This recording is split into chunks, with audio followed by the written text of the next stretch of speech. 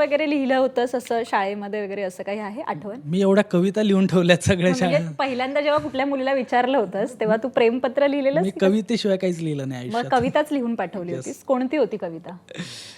आता आठवत नाही मला फार, असं पण खोटं नको म्हणूस. नाही नाही पण मी तुला सांगतो, कविता आठवणार नाही असं काही होणार नाही. मी जन्मापासून माझ्यावरती दुःखाची या नजर वगैरे, की जन्मापासून माझ्यावरती दुःखाची या नजर वगैरे, तुझ्यामुळे जगण्यात उतरली आनंदाची लहर वगैरे.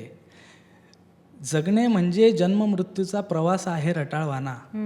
जगणे म्हणजे जन्म मृत्यूचा प्रवास आहे रटाळवाना. तू असलीस तर सोपी होईल आयुष्याची सफर वगैरे. वा. आणि तू नव्हतीस तर मनात माझ्या दुःख निवारा शोधत होते. तू नव्हतीस तर मनात माझ्या दुःख निवारा शोधत होते. तू आलीस विस्थापित झाले दुःखाचे हे शहर वगैरे. वा वा वा. तर त्यामुळे असं, पण हे तू पत्रात लिहून पाठवलं होतंस. ही कविता तू पत्र म्हणून हा लिहिली म्हणजे होतीस? मेसेज, त्यावेळेस पत्र नव्हते, मेसेज पाठवलं मेसेज होतं. पाठवला होतास. आणि हे साधारण कोणत्या वेळात?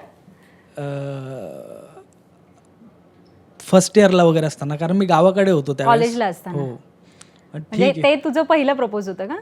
एवढं विचारू नको, माझे घरचे पण बघतील इंटरव्ह्यू.